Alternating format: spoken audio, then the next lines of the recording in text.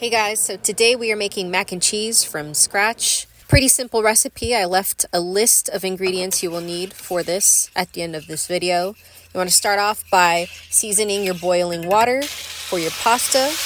I prefer elbow macaroni for this recipe, but if you choose to use any other type, I'm sure it's fine. After 10 to 12 minutes of boiling, you want to strain your macaroni and work on sauteing your minced garlic and onions. I sauteed them in ghee, just gives it more of a nutty, buttery flavor. I went ahead and added some flour after sauteing my onion and minced garlic. I then added some milk and heavy cream, and you let that simmer for a bit. I do prefer a mac and cheese that's a bit runny.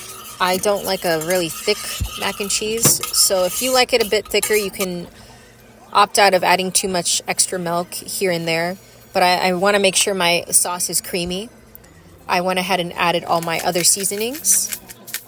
I went ahead and let that simmer for about 7 minutes. Everything is being cooked on a medium flame. Once this has reduced a bit, you can go ahead and now add half of your cheese at a time. Occasionally, if you need to add more milk, you totally can. That's sort of what I want to do here because I want a creamier sauce.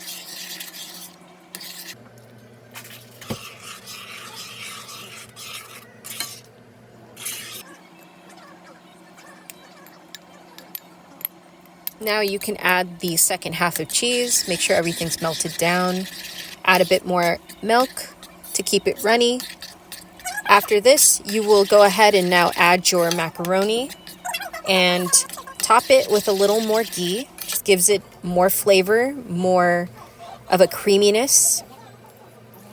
After mixing your macaroni, you want to top it with a bit of black pepper. You can stop here and skip the panko crumbs. That's completely up to you. But I went ahead and topped it off with a bit of panko crumbs. I baked it in the oven for another 25 minutes at 425. And it came out tasting amazing. It had that crispy top. I hope you guys enjoyed this recipe.